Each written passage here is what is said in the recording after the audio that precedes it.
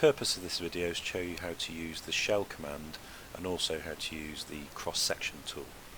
So I'm going to take an existing product that I drew in a previous video, which is a chess piece, a rook, and I'm going to make it hollow on the inside, and I'm going to shell it from the bottom upwards. So I'm going to choose the bottom face of the shape, and I'm going to go to shell on the features menu, and I'm going to choose a number for the thickness of the wall of this shell.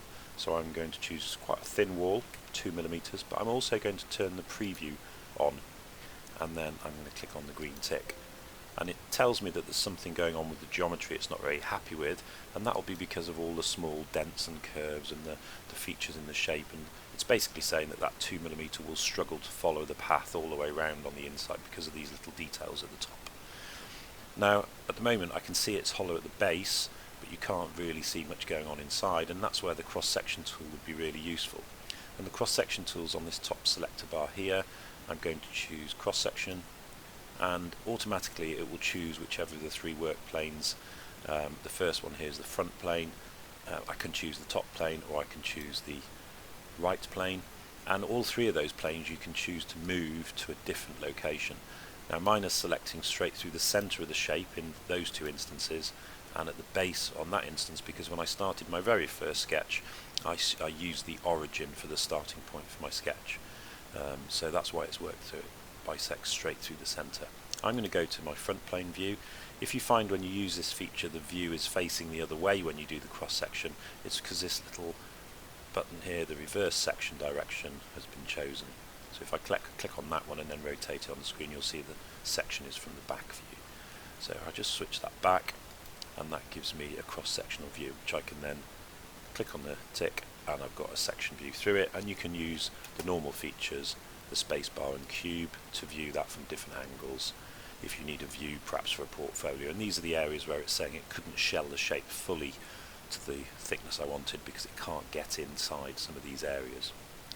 If I wanted to change the thickness of that shell, I can go back to shell, click on edit feature, and change that number, and you'll see if I change that to quite a small number, perhaps 0.3 of a millimeter, it will probably do a different shape shell on the inside. It will still struggle in some areas, and you can see now I've got a much thinner shape, and it's followed the contour of the shape much more accurately towards the top area.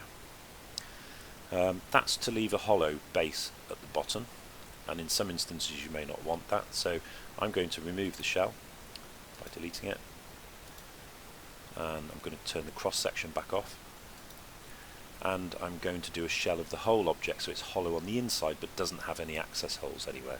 So I'm going to select the whole object, I'm going to go to the shell command, I'm going to put a very small shell on, I'm put perhaps 0.6 this time, click on the green tick. Now it's not showing a preview, so before I click on the green tick I'm just going to click on show preview, and it is showing some yellow lines which is suggesting it's going to work.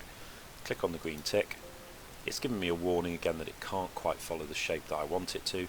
I'll click on the OK, and it should have shelled that on the inside. Now I won't know for sure until I do a cross section, so I'm going to go back to my sectional view, and you can see there I've got my three views again that I can select from, and I can see that the shape has worked. I'm just using the mouse roller wheel to move it around, and in fact if I press Ctrl 7 it will go to isometric. Roll the mouse wheel, it will zoom in and out. Press the mouse wheel down and you can rotate it on the screen and then release.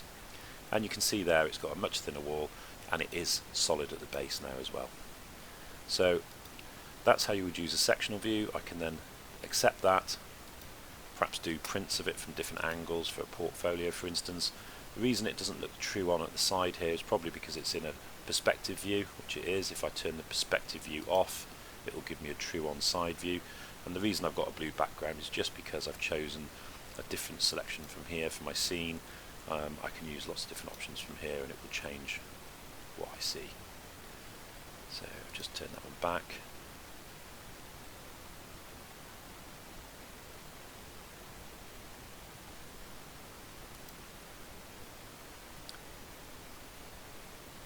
And I can turn the cross section back off. And that is the end of the video.